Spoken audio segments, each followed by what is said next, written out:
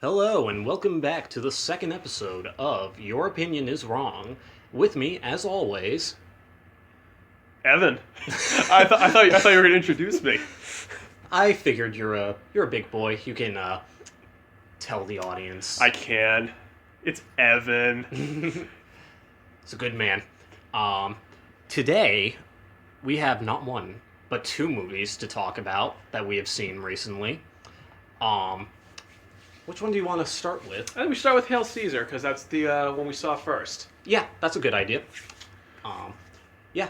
Earlier this week, we saw Hail Caesar, the new Coen Brothers movie, of course, by the directing duo who did No Country for Old Men, True Grit, Oh Brother Where Art Thou, Fargo. Pretty much every great movie ever. Raising Arizona, Blood Simple, Barton Fink. Man Who Wasn't There. Man Who Wasn't There. Yep. Because to prepare for... Hudsucker Proxy, Lady Killers, Burn After Cruelty, Reading. Burn After Reading. Yep. Inside Llewyn Davis. Alright. Okay, I think we got the entire... filmography. Yeah.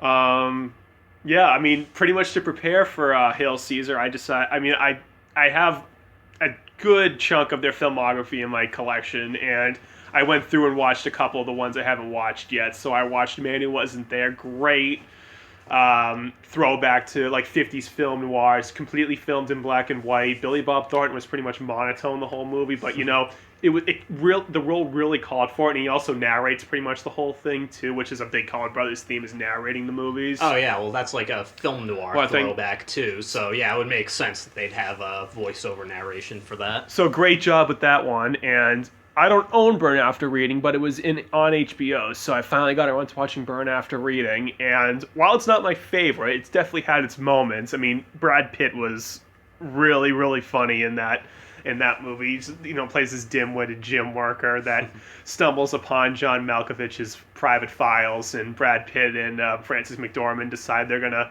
try to get money from John Malkovich's character for not revealing the secrets on the disc to the Russian embassy that's near where they live. How appropriate! Another movie about Russians. Another movie about Russians, and another movie about ransoms and getting money back. It's the Coen Brothers have a lot of similar themes. Oh yeah, a lot of their movies are those sort of crime gone wrong plots. Crimes gone wrong plots, for sure. Like, I haven't been watching as many Coen Brothers recently, but the one I did watch most recently was their first movie, Blood Simple. Yep, I was there watching that with you. Yeah, that's definitely a case of, it seems like a simple, easy crime that just unravels and spirals out of control. Their first movie with Frances McDormand, who would be a frequent collaborator. I've got a thing for her. Boy, I can't explain it, but there's just something about her that I just like. She didn't age too gracefully, but back then, man. Yeah, she's looking pretty good in Blood Simple. Yeah, she's looking really good in Blood Simple. But yeah, with their most recent movie, actually, Hail Caesar. Yeah. Back to Hail Caesar. I think it resembles, because I think as we proved, it's pretty hard to talk about the Coen Brothers, a single Coen Brothers movie without referencing another one, especially since they have such a large body of work. So it's going to invite comparisons to their previous and efforts. a lot of their cast members have been in previous films of theirs also. That's true. There's two movies I think of theirs that they've done before that I think in most that Hail Caesar almost seems like a blend of, and the two I'm thinking are In Tone, Oh Brother Where Art Thou? Yep. And how basically they make either super dark movies like Blood Simple or No Country for Old Men, or Inside Llewyn Davis, which is technically a comedy, but the most depressing comedy you'll ever see. So in tone, it's a much more lighthearted movie, like Oh Brother, Where Art Thou? But it's also similar to Barton Fink, I think, in terms of plot. And it's not as dark as Barton Fink is, but The same way that it's like has that setting in old Hollywood. Yep, And it's like I was thinking that. comedy about old Hollywood. Yep. Like I almost could have seen them bringing John Turturro as Barton Fink into this movie. Almost, he wouldn't have seemed that out of place. You know what would have been great if all right, so we'll talk more about the plot in detail later on. Yeah, I should probably do that. We'll talk about it later. But like when you say that John Turturro should have been in it, he should have been in the scene where the whole group of writers are gathering at the house to go and kidnap. Again, he would have been perfect for that. If they literally just stuck him in the corner because, and you know, as we'll explain later, we'll give you some context of what these writers were gathering about. But if he was just there, it would have been absolutely perfect. Like it would have been the perfect like cameo, if you want to call it that, or homage, because the whole movie Hail Caesar really is an homage to 1950s cinema and how movies were being made and how they had to stay on budget and how they had to pretty much, you know, keep dog leashes on their stars to make sure that they maintained proper images to the public. Oh yeah, it's like I'm sure like just reading like trivia about their older works, how they work in so many references to like literature and history and that kind of thing. I'm sure there must have been a million references to specific movies, specific people, specific things like that in this movie. If I was familiar with like Golden Age Hollywood stuff, I'd probably pick up on it more. One of the only ones I think I really noticed was they have a character named Carlotta Valdez, which I think is the name of a character or is somehow related to Vertigo, Alfred Hitchcock's Vertigo. And the only reason I know that is because there's a Harvey Danger song called Carlotta Valdez, which is very specifically about, like, the plot of Vertigo. I know that specifically because there's a line where he says, I'll follow you anywhere until you go too high, that is, because I get vertigo. There you go.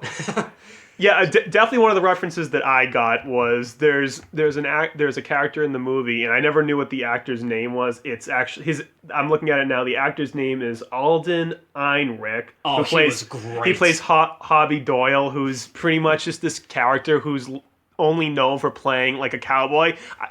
To me, I feel like it was sort of an homage to John Wayne, but I think John Wayne was a much better actor than the actor who's trying to portray this character in the movie's trying to be. But I think he's just playing the stereotypical cowboy, which I think was meant to be an homage to John Wayne. But basically, he's trying to find a date to go to the premiere of his movie, and we don't get much context to this girl that he takes, but she does this. You know, she does like this balancing thing and this dance on her head. Like she balances something on her head, and then she's doing some kind of, you know, Latin American kind of Spanish dance. And I'm like, that's a reference and a homage to Carmen Miranda, who was, you know, that actress or that dancer that had like the bananas on her head and did exotic dances. And she was a huge actress at the time. And I got that reference. But yeah, I mean, Channing Tatum was probably a Gene Kelly kind of type because he was the musical guy. Yeah. So maybe like was an homage to Gene Kelly. Yeah, so what Hail Caesar is about. 8 minutes in, we'll finally give you the plot. Because we've mentioned a lot of people, but the really main recurring character in that movie is Josh Brolin playing Eddie Mannix. Eddie Mannix. Who's a real person in real life. Oh, he is? I didn't know that. He is a real person, or was a real person. He's dead now, but... Well, there you go. There's another historical reference. Yep. He plays the head of a studio, Capitol Pictures, I think. Capitol Pictures. And basically, it's about... he's sort of the... Because there's not much of a plot in the movie. It's heavy on incident, but light on plot, I'd say. And he's really the thread that sort of ties it all together. It's basically just... He's trying to keep production on like 7 different projects moving smoothly, so he's trying to solve all these different people's problems. In the trailer, you're led to believe that it revolves around George Clooney's character being kidnapped, but really that's only a small part of it, and it's wrapped up so easily. Because, it's definitely one of the lighter plots of Coen Brothers movie. But I don't think that's a bad thing, necessarily, because there's a lot of scenes where they technically don't need to be there, but Yeah, it's there's a so lot in this movie for sure. it's a very shaggy movie, but I was so entertained for a lot of the scenes that it really didn't make a difference to me. Like just seeing their like loving send-ups of old Hollywood type scenes. Like you mentioned Channing Tatum doing the Gene Kelly like song and dance Yep. number. It's like That's literally his role in the movie. Like there's that's no it. reason for that scene to be there or to be as long and elaborate Yep. as it is. You just need to see him like in the background basically, and he'll have served his purpose. But it does the whole song and dance thing, and it's just so much fun to watch that it really didn't matter to me.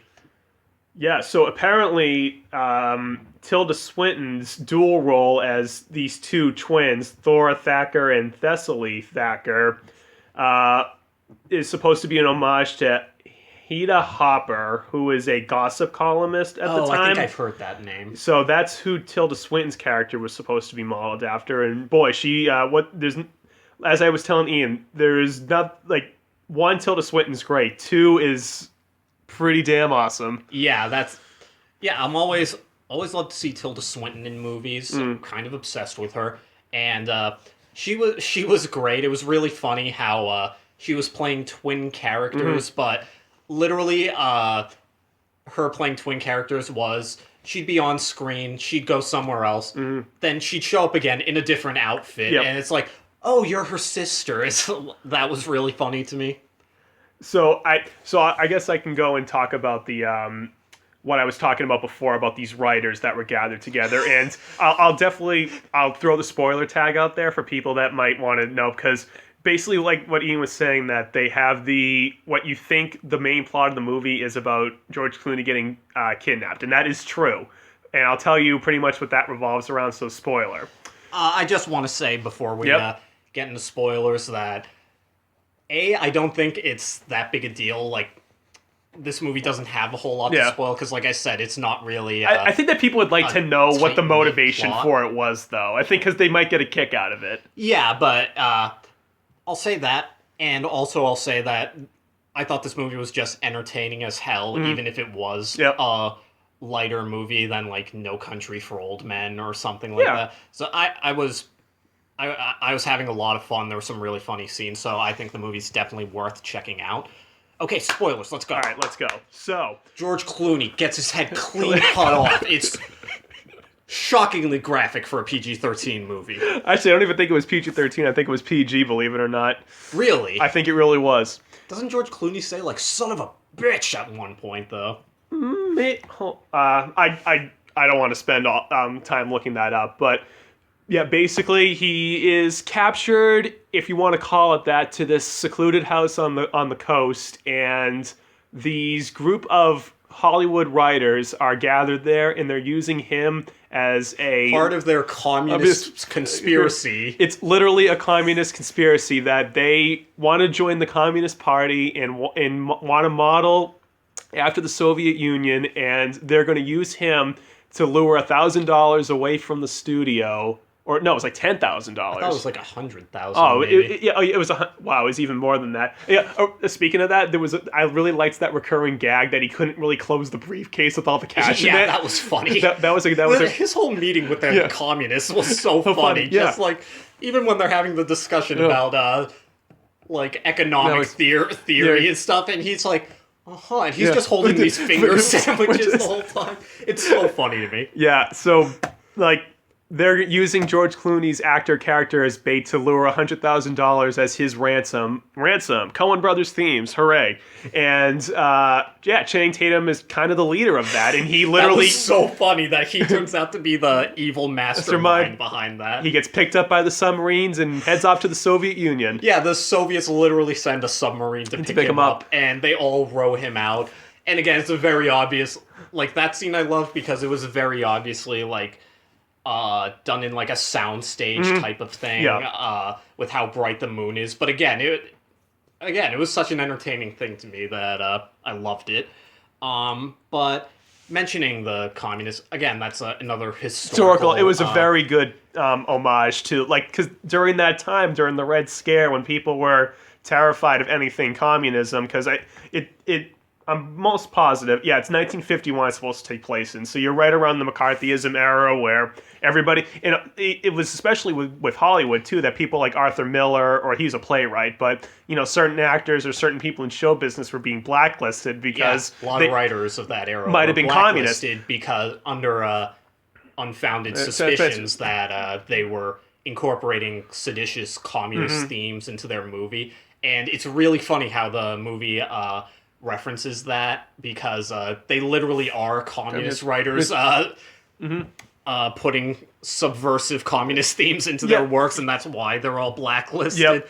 So it's like, yeah, so we just have a plot to, use Hollywood to overthrow capitalism. Because they're not getting any money from their scripts, because their scripts are being made for movies, and they're not reaping any of the benefits for it. So they're pretty much, it's a big totally FU. unlike real life for Hollywood writers. Yeah. But yep, that's pretty much it. Yeah. That's literally it. But again, bringing up the communist writer's plot, that's another moment that reminded me of Bart and Fink, kind of how they say, we're all about the plight of the common man. It's like very much reminded me of, that was Bart and Fink's thing, that the Coen brothers were making fun of him for, and it's kind of the same way here. Like how they're squabbling over the money, kind of, like with George Clooney. It's like, well, shouldn't I get a cut of the share, seeing as I'm the kidnapped one here? And they look at him like, what? What? Yeah. Like, what? You already have enough money, man. Yeah, so that was great. I think by far my favorite scene of the movie still is towards the beginning when Josh Brolin's character, Eddie Mannix, calls in the different heads of religious. So he calls in a rabbi, a reverend, a priest, and what was the last one he called in? A rabbi, a reverend, a priest. Like a Muslim clergyman, maybe? Yeah. Okay, yeah. So something like that. And they're all just arguing about what they're just I don't even know how to really describe it in a proper way, but they're just arguing about the representations of, because basically Hail Caesar is like a film within a film, where they're making this movie called Hail Caesar in the movie, and yeah, it's like a send up to like Cecil B. DeMille epics, like the Ten Commandments, that kind of thing. And it's shown through the point of view of the Romans. And so Josh Brolin, he plays the fixer, he wants to make sure he's not offending everybody, so he calls in these different religious denominations to come in. Make sure our depiction of Christ is tasteful and not offensive to the morals of this great nation. So the rabbi's saying that we don't really see Jesus as the Son of God, and that, and then the priest is like, well, Jesus is like the embodiment of God, and like they're just both divisible but indivisible. It's like, this sounds very complicated. And I like the Jewish priest is kind of like, it seems very complicated because these guys are idiots. That was so funny. Yeah. I also like because the Coens are Jewish too, so it really they're poking fun at themselves, which I can really appreciate. They're always sending up like people of authority, religious authorities, that kind of thing too. Like there was one I thought awesome sight gag that made me laugh a lot when he's watching the test footage for the movie, and the narrator saying, "And lo, Maximus saw a brilliant divine presence." They're just like filling it in. They haven't actually shot it yet, so it's just a card that says "divine presence" to be filmed. That was, I thought, brilliant. Yeah, that was really good. All right. So, is there anything that you didn't like particularly about it? I don't know. There are a couple characters maybe I would have liked to see fleshed out a little more. Jonah Hill's character was completely useless in the movie. Like, see, unlike... I thought the gag he was a part of was really great. Yeah, I guess, but, like, in the world of subplots, like the Channing Tatum subplot and the Scarlett Johansson subplot, like, Jonah Hill's subplot was just like, okay, we just had to fill in 5 or 10 minutes here. Yeah, but at the same time, I like that his profession is, like, smoothing over, like, potential PR disasters with Hollywood stars, and that Scarlett Johansson's character ends up being really into him. I thought that was very funny. So Scarlett Johansson was supposed to be a Esther Williams type actress, and she was known for aqua musicals, quote unquote, which featured elaborate performances with synchronized swimming and diving. So that's what Scarlett Johansson was paying homage Yeah, to. she has an elaborate synchronized swimming routine Yep, in the yep. movie. Also, think it's funny because they have to have her get married to someone, Yeah. or because she's Another thing about the times. So yeah, because she's pregnant. It's like, oh, this wouldn't go with your wholesome image with the public, so you need to get married, or she ends up adopting her own baby, Yeah. basically, or that's the plan. because it sounds heroic and noble for her to adopt a baby as a single mother than for her to have a baby out of wedlock. Well, I mean, that's like unheard of. So they thought Eddie Mannix concocts this, hey, we're gonna like legally put your child up for adoption, but we're gonna give it to this person, he's gonna put it up, and you're gonna adopt her as a single mother. Yeah. Like, brilliant. Yeah, that was really funny. And then she ends up actually marrying the guy. Yep. What did that say? That was like her third marriage or something like that. Well, again, another common theme is that these, men and women. I mean, I'm gonna, it goes both ways. That these stars would have multiple marriages. It was very rare that these people stayed married for very long. Yeah. And it makes you wonder if people were just married just for publicity reasons. Oh, I'm sure that was totally going on. Well, I mean, Marilyn Monroe and Joe DiMaggio, that was for publicity. I think that marriage was only less than a year, and I'm like, you're taking the best baseball player in the world, practically, and the most famous movie star, and putting them together. Come on. Yeah. Yeah. I will say one of my favorite things about the movie might have been that guy. I haven't seen him in any other movies, who's playing that cowboy type. Yeah. What was his name again? Alden Ehrenreich. I'm pretty sure I butchered that, but that's the name I'm looking at. I thought he was great because he's such a wholesome character, and but they're trying to give, and he really is like sort of a cowboy in real life, or in the movie he is, but they're trying to give him more difficult acting roles as opposed to roping stuff. Like they have him in this like period drama With Ray Fiennes. who's trying to coach him in how he can't say the single line right, and were that it were so simple, and it's them saying it over and over again. That scene was hysterical. I also think it's funny because he really does kind of look like a young Orson Welles, I think, a little bit. You think? I kind of think so. Apparently his character was supposed to be a Kirby Grant type. I know I said John Wayne before, but I was gonna say he seemed a little more like because John Wayne would be a harder type guy. He seemed like a more wholesome cowboy. And Kirby Grant was a longtime B-movie actor, mostly remembered for having played the title role in the Western-themed adventure series Sky King. So, yeah, Again, like, I think you're pretty much opening up these people that probably people have never heard of or long since forgotten, and you're giving them a new light to a new audience almost. If people are willing to go and look up who these people are actually based on. Oh, yeah, I think, like, again, you don't even have to really get any of these references necessarily, because I didn't get a whole lot of them while I was watching them. It's just, it's such a love letter to that era. Oh, yeah. Like, even as they're, like, poking fun at a lot of the figures, you can tell they still have, like, a genuine affection for all of that, too. So, it's just, again, that affection is, like, very enjoyable to watch, I think. Yeah, I mean, the way that I kind of see this kind of movie, it's really not...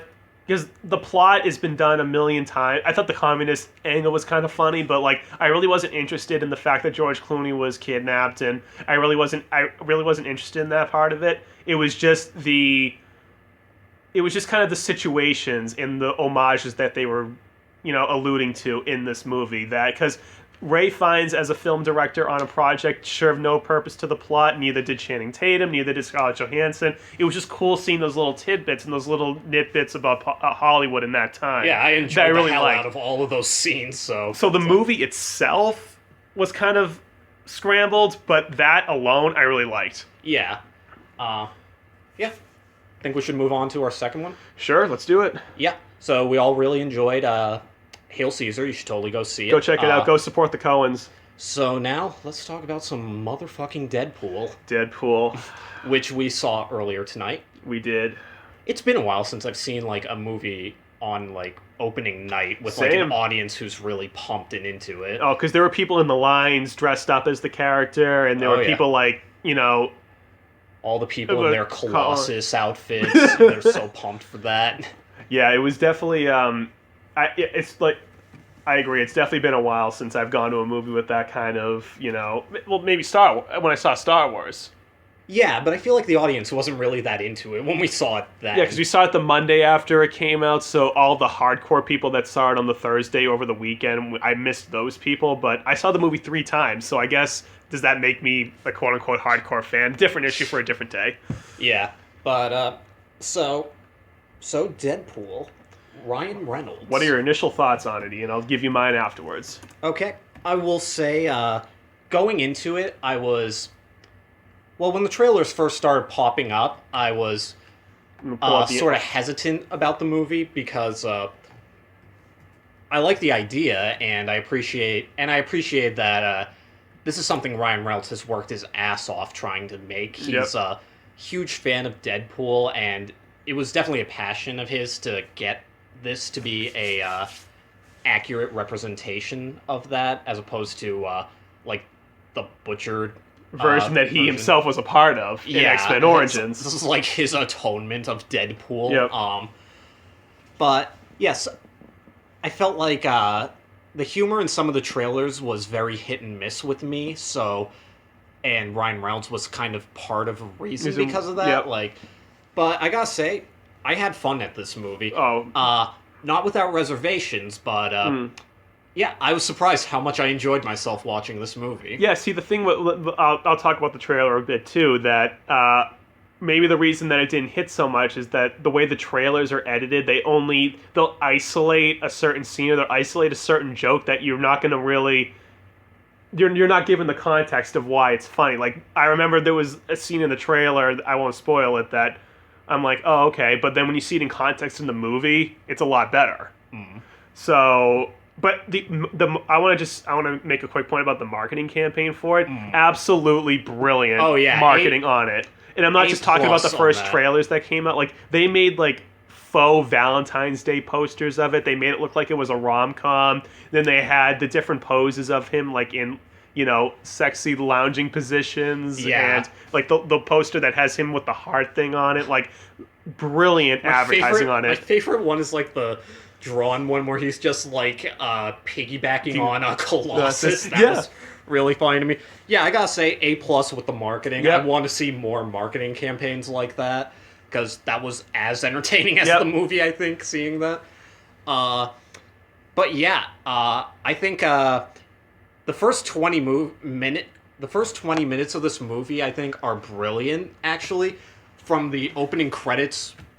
That aren't actually opening credits, but they're hysterical. The best opening credits maybe ever, minus Star Wars. It's a great sequence that doesn't actually tell you anything about who's in the movie. It literally gives you the idea of the kind of movie you're going into, though, without a doubt. It gives you okay, they're going to take this movie just serious enough for you to feel invested into the story, maybe, but you're going to have an absolute ball watching this. Because it opens on a slow-mo of this fight in a car where it's just all this ridiculousness going on in the frame, and it'll say things like, directed by a guy who was paid way too much for this gig. Stuff like that. Yeah. That was really funny. Starring a total tool or something like around those lines. Yeah, that was funny. All right, so what did I think about it on a general level? I see when I go into comic, and I know that I never read the comics. I'm not much of a comic book person, and I go into comic book movies I go into comic book movies and I look at them the same way I look at any other movie. I'm going to judge it based on the script, how the actors do with it, how it's filmed, especially movies like this that have more action sequences. So I'll look at it in just about any kind of level. Yeah, I think we should say that too. Yeah. Is that neither of us really have any familiarity with it. With the Deadpool character as a comic book character. But I know for a fact that this representation in this film is more along the lines of what the comic book is. So I think it really is going to appeal to fans of the character of the comic book. But for a person that never read them like myself, it's so accessible for that person to just go in and watch this movie like myself, and I had a really, really good time with it. I think my only problem was that, I think you mimicked it too, was that maybe a little too much on the origin story. And I think, while I thought the jokes were absolutely brilliant and they were hilarious a lot of the times, they might have tried a little too hard with it. Oh yeah, there's definitely some try hard moments. They tried too hard with it, that they tried to make maybe every scene that wasn't like the parts with him interacting with his girlfriend, and they tried to squeeze a joke in there somehow. Yeah. And maybe that was a little too forced. Like there was hardly ever just talking to one another. No, yeah, it doesn't leave much room for serious yes. moments. Like, in every scene, it's like you're trying to imagine, okay, how can we work in a joke? How can we work in a one-liner in here? Like, I think I could have done without the bartender character who's constantly, like, having the clever remarks, too. Because, but I mean, he's just the friend. Like, they had to throw a friend in, I guess. Yeah, but my point is, like, that, again, Deadpool himself, Ryan Reynolds' character, is such, like, quippy, clever guy, constantly having the one-liners and the jokes, that it felt like almost redundant to have a guy who's also trying to do a bunch of one-liners and clever comments. It's like you maybe wish that there was like just a straight man kind of character instead. That's kind of what I would have liked. But I will say I got that in that I thought the interactions between Colossus and Deadpool were hysterical. Great. I loved his Russian accent too. Yeah. Oh, beautiful. It's like, again, I don't have much familiarity with X-Men outside of the movies, but I love this depiction of Colossus way more than Colossus in the earlier X-Men movies, just because he plays it so straight. Oh, and, yeah. That heavy Russian accent, he is like such a good, like a Boy Scout, the way he says it. Always like, Deadpool, you have to be hero. Do right thing. In Soviet Russia. Yeah, pretty much exactly that. He plays it very straight. So that's really funny. I also like that Deadpool basically loses the fight to him without him actually, like, hitting him once. Yeah, because he's literally trying to kick and punch him, and he's made of metal. Yeah. And he breaks his like hand and arm. Breaking his limbs on him. That was funny. Which I'll also say, my favorite gag in the movie was, because Deadpool's a mutant character who can, like, his wounds will automatically regenerate. Yep. And so he's captured by Colossus and handcuffed to him. So it's like, well, it's only one way out of this. So he literally cuts his hand off. And later you see it, like, regrowing as a little nub. And at one point he has, like, a little baby hand, like, on his arm. That was, like, the funniest thing to me. It's like, oh, That's such a weird joke, but and I'm so glad they had that in there. When I was watching it, it kind of reminded me of the end of Guardians of the Galaxy when you can see Groot growing back. Yeah. You know, just this little tiny plant, but you can still see him dancing and stuff, and I'm like, that's kind of funny, because both are Marvel properties, so... with Guardians of the Galaxy, Baby Groot was adorable to me, but, and this was just like, that is so fucking weird. Yeah, but it was like hysterical. It was like a little baby hand. Yeah, I know, that was so great. The opening action scene, I think, was fantastic. Yep. In how it works in, like, this over-the-top comical violence, with the comedy into it, like, when the thing's flipping over, the van he jumps into is flipping over, and it's such a moment of chaos, and it just slows down, his head's, like, out of the sunroof, and he's saying, shit, did I leave the stove on? Yep. That was a funny little break. Yep. Because, like, and it's in, like, a slow-mo, and then it kind of just stops there for him to deliver the one-liner to the audience. Yeah. Yeah, a lot of fourth wall breaks. Oh, beyond a lot of fourth wall breaks, like literally talking to the camera. And there's like a part where, okay, so the action scene that Ian's talking about at the beginning is kind of, if you're going in chronological order of the events of the movie, that's actually more towards the middle, what you're seeing in the first scene. So when it catches you up with the origin story to that point, you can literally see it fast forwarding.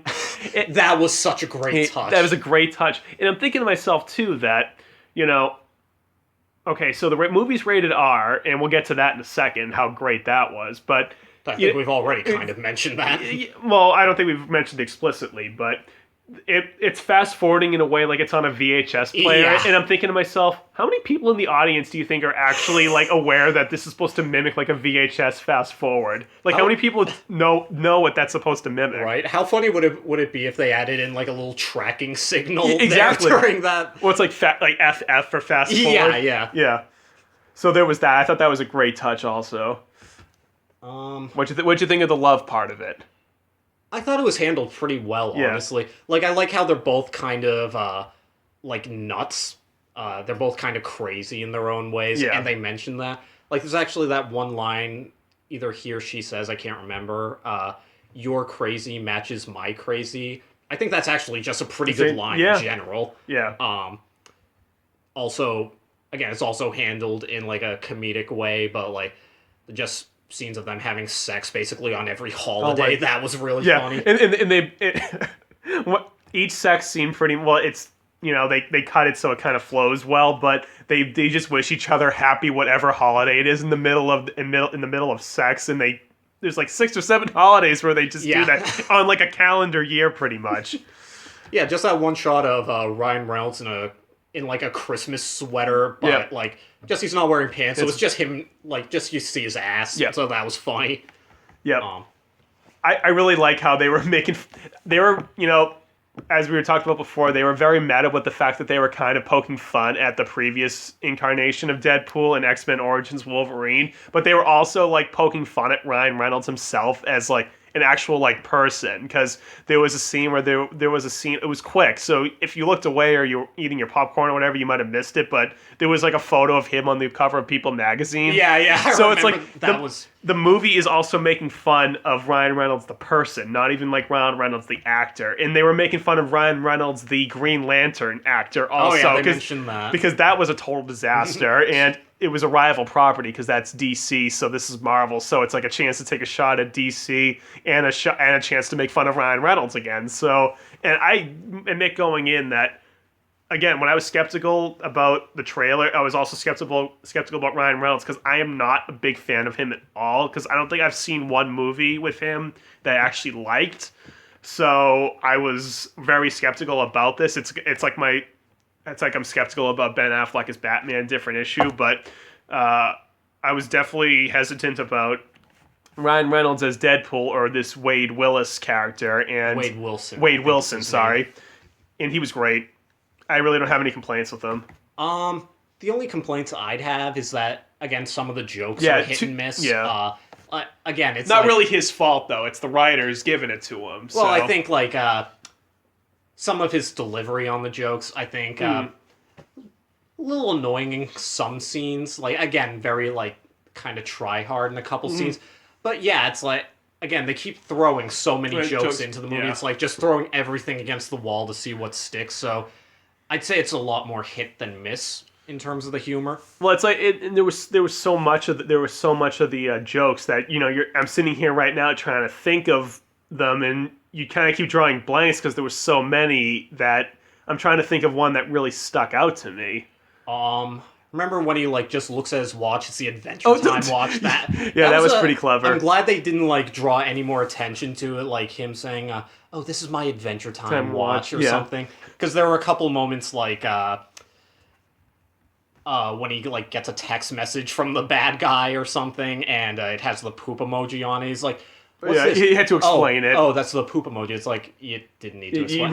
You could have just left it be there. You have to realize that this is a 2016 audience watching it. That's very everyone knows what that is. Everybody's in the know on the emojis and all the and that kind of stuff. But not everybody might not know, unless you're watching Adventure Time. You might not know what that is. So the fact that they didn't have to explain it was still good. Yeah, the fact that he just has a watch with all these cartoon characters on it is funny anyway. Definitely. Let's see, what was it about it that maybe I wasn't a huge fan of besides of what I just said? I can think of a couple things I can list. Okay. One I think is, again, it has a very strong opening. I think the way it would cut back and forth between the opening action scene and the backstory stuff, I thought was great at first, but then it gets to the point that it's mostly backstory stuff that isn't broken up too much with anything else, and So that I kind of felt went on a little long. It's like, okay, I want to see more of when he gets to be Deadpool and him doing more Deadpool-ish I just think things. I think that's just where we are with comic book adaptations now, is that you have to really drive home the origin stories Yeah, because I know it's very much an origin yeah, movie. I was just hoping maybe they could like work around it somehow with that flashback structure. yeah, yeah, and I mean, I for something like this character that unless you're a big, and he has a huge fan base, so unless you're a big fan of the character, I feel like I knew, because I never read the Spider-Man comic books, but I still knew his origin story before I saw the very first Spider-Man movie. Like, I had no idea what Deadpool's origin story was, so I'm glad that I was able to see it, but I still think it might have been a little too dominant. Yeah, especially because I had so much fun during those like fight scenes Yeah. with him. Because it was filmed really well. Another thing I wanted to mention is that for a first-time director and Tim Miller, action is very hit and miss how it's filmed today. Definitely hit the marks on it today. Yeah, it was pretty good, and I think Use the R rating mixed to his advantage. he mixed it with comedy really well. Like when that guy gets up, like hurled against the highway way sign. sign, yeah. That was Like hilarious but brutal at the same time. Oh yeah. Another thing I would have liked to see more of was more of the X-Men side characters. Fair enough. But they even poke fun at that also. Yeah, like I love how he references like because he actually goes to Xavier's school for gifted youngsters. Yeah. Just the image of him like in that costume knocking on the front door door. to that was really funny to me. But the fact that he only runs into those two characters, they referenced that. Oh, it's like the only two people Fox could afford for this movie. Yeah. But they're basically only in like two scenes of the movie, and I would have liked to see more of them Yeah. team together. Especially the girl character who has this amazing name, Negasonic Teenage It's Warhead. That's, dude. How are there not like 20 punk bands named that? Yep. I would have liked to see more of her, like her just more fleshed out as a character. That and she's pretty goddamn powerful when you do yeah. see her in action.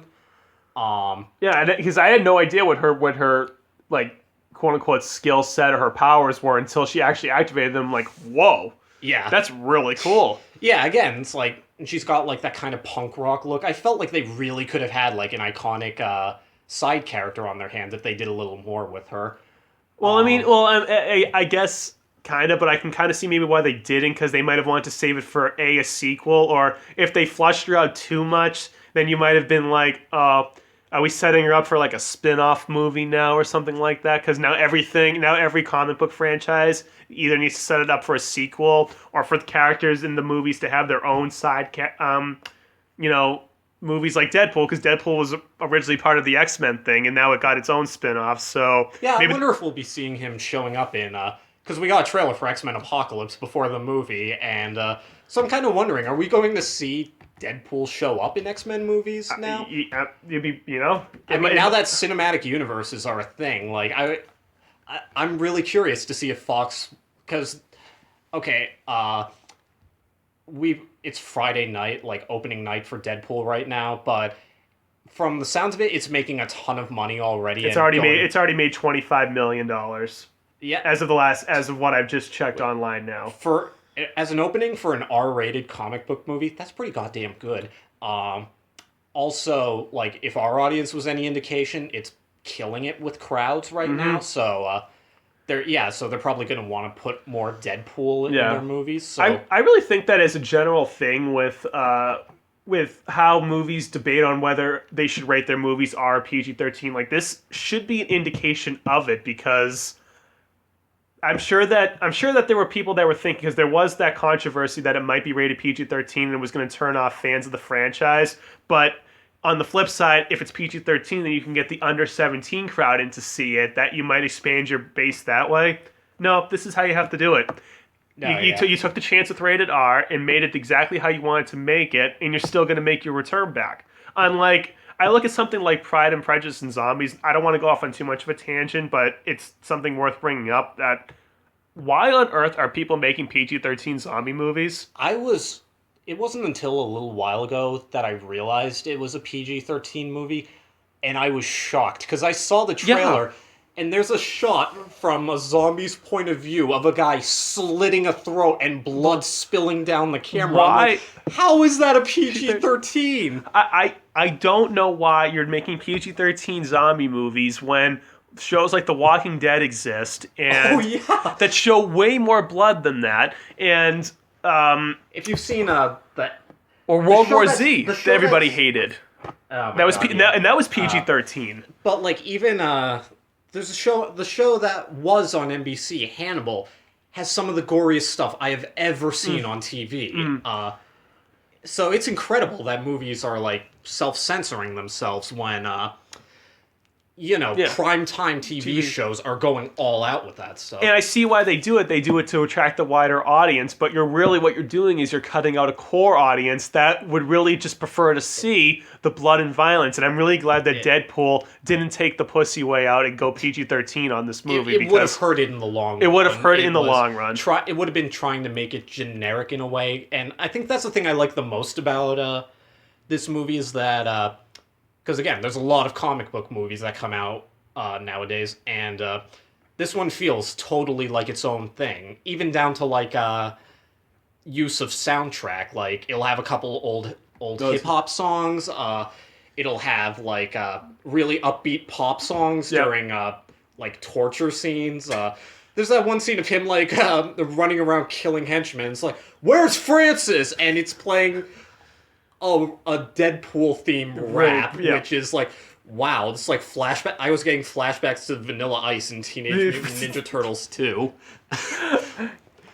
So that was funny to me. It was really just appealing to everybody, and, One thing I am concerned about, though, because this may be one of those movies that, hard to say for sure, but might influence the ways movies are made or marketed down the lines. The way I'd like to see it influence how that's done is more marketing campaigns like that. Because, again, they had such a creative, ambitious marketing campaign that was super entertaining. And I think it's clear it paid off really well. Yep. What I'm afraid of, though, is that what we're going to see is more... we're going to do more self-aware comic book movies now. Where the joke will be, hey, it's a comic book movie, but we know it's a comic book movie. Sort of how, like, Scream is a good movie, but it caused, like, a trend of self-aware slasher and horror movies that really were not that good. So I'm kind of wondering if that'll be the case. See, I don't know comic book characters enough to know if there are other characters that have... Deadpool's, sense of humor and self-aware. I don't think it'll even matter. I think studios will or producers will see like people will come forward with a property, a comic book property, an action movie property, and producers will be like, we think this is great, but why don't you make it more self-aware, like that Deadpool movie? Like put in this kind of humor. Try to put. Like more quips into every scene or something. Yeah, I mean, I still think that studios are still going to be reluctant at us, to make maybe they could still go that self-aware route, but I think they're going to be very hesitant to make R-rated movies. Like I think that's the thing. Like that's the direction I'd like to see it go. Is more like hard R comic book movies or something. Because again, that's such a unique tone. But I don't think that's the way it's going to go. I think Probably not. It's they'll try to make more PG-13 but self-aware, quippy superhero movies. Yeah, it's like James Wan's doing Aquaman next year. There's no way that's going to be an R-rated thing. Like that's going to be a PG-13. That's going to be really interesting to see what that movie's like. Yep. And then Batman v Super is PG-13. So is X-Men Apocalypse. What's Suicide Squad? Has that been rated yet? I don't think it's been rated yet. I think that's PG-13, but that's going to be I think one of those comic book movies that. It's going to try. It's going to wish it was an R. It's going to push that PG-13. It's a movie that almost feels like it should be an R, but it's going to be a PG-13, I'm pretty sure. I'm not seeing a rating for it yet, because it doesn't come out till August, so it doesn't have to be, obviously doesn't have to have a rating yet. But, like, I could definitely see that going an R-rated route, and that would still get the audience. Yeah. But anything else you want to add? Probably maybe talk for another 5 minutes or so. I think we could probably start wrapping up. All right.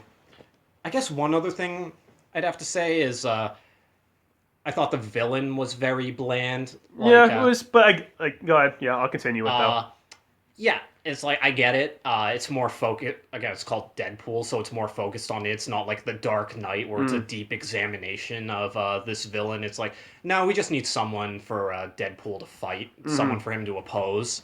But yeah, he seemed very much like a Sam Worthington, Jai Courtney-esque actor, in that it feels like you could put any bland white guy in there in that role. It was Ed Skrein, who was in season 3 of Game of Thrones.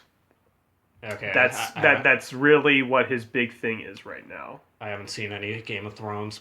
And he was only in 3 episodes, so so he's not really that well known. Also in the Transporter Refueled, for what it's worth. Oh, that changes everything. Not really. Actually explains a lot. Yeah, there you go. Yeah, so I really didn't care about the villain at all, because it really doesn't have anything to do with the villain, and he's just kind of there to make things happen. Because again, it's not like the Joker or these fleshed out villains that you really want to hear their stories. No, he's just kind of there. Yeah, he's there to move the plot along, as one character in the movie even says. But see, and that's another thing too. Like, if you're just gonna put fleshed out generic villain into your movie, like, number one, I didn't think he was that great of an actor, and number two, I thought he was fine. It just wasn't much of a character there, honestly. I know that I don't know his. I know it was a British accent, but like, I feel like he was some British guy as the villain. It just, when he talked, I wasn't. He was trying to sound menacing. It just wasn't sounding menacing at all. Oh, that's another problem I had with Ryan Reynolds. Now that you mention that, there was a couple scenes where it's showing before he becomes Deadpool, where he's trying to be intimidating, and it doesn't. Ryan Reynolds just does not sound intimidating at all. But again, they sort of addressed that, so I guess that was kind of the point. Yeah, because the running gag, I guess if you want to call it a gag, is that he doesn't see himself as a superhero. Yeah. And that's not what he ever fleshed out to be, because his day job at one point was just, keeping teenage boys away from girls that think they're like the girls that think are job we see him doing before becoming Deadpool. Like, so I guess that we have to assume that's his like day job, is that, that's it, and then he meets and falls in love with a escort. Yeah, that's it. Yeah. So yeah, I think we're about. This now would be a pretty good time to start wrapping up. All right. I'll just say final thoughts. I think, yeah, you should totally see Deadpool. It's like, yeah, for the flaws we've said it has, I still really enjoyed myself for it. It's fun. It's really fun. Oh yeah, it has a fantastic opening, I think, and yeah, it's just a lot of fun in a over-the-top, violent, profane kind of way. Yeah, I think and probably my final thought too is that I always seem to reference the Dark Knight trilogy, because that became a game changer in the way that we look at comic book movies today. Every comic book movie has to be dark and gritty and serious. Exactly, like that movie made it so now we all have to think that every single comic book movie has to be this, pretty much it's a drama with comic book characters in them. Batman versus Superman. Yeah, so I'm still gonna give it the benefit of the doubt. I still want to see how that's gonna turn out. None of us have seen it yet. Might be great. I'm not gonna judge it, but I will judge Zack Snyder's previous works. But it's just nice to see just fun comic. That's why I like Guardians of the Galaxy so much, because it was just fun. Oh yeah, Guardians of the Galaxy is great. It's just fun. It's like not every movie has to be the Dark Knight trilogy. So it just that's my closing thought on it, was that it's very accessible to the non-readers of the comic book like me. And you can just go and I wouldn't say it's a turn your brain off kind of movie, but it really doesn't have enough. It doesn't have a deep plot that if you did if you did turn your brain off for it, you would still have a great time watching it. No, yeah, I think again the thing I like the most about it is that it has its own weird identity among like a lot of comic book movies that come out. So I think that makes it worth seeing. Yeah, and if nothing else, go see it so you don't go see Zoolander 2. Yeah, exactly. I think that's as good a Reason reason as as any. anything. So, yeah, I like Ben Stiller, but don't go see Zoolander 2. Yeah. So, thank you for joining us in this episode of Your Opinion is Wrong. We will be back hopefully next week. Not spoiling anything, but if things go our way, Why- we'll have something very exciting to talk about. Or something very exciting for me to talk about. One of our most anticipated movies of the year 2016, and we might be getting an early look at it. Yeah. So Fingers crossed. Fingers crossed. Yeah. So thank you for joining us. Fuck Zoolander 2, a movie that neither of us have seen. Disclaimer. I'm sure Ben Stiller's a wonderful man. Yeah. Thank you for listening. I think that's the third time I've said that. So, yeah, signing off. Signing I'm off. Ian McDonough. I'm Evan Gilman. You've been listening to Your Opinion is Wrong. Your opinion is wrong. Good night. Bye.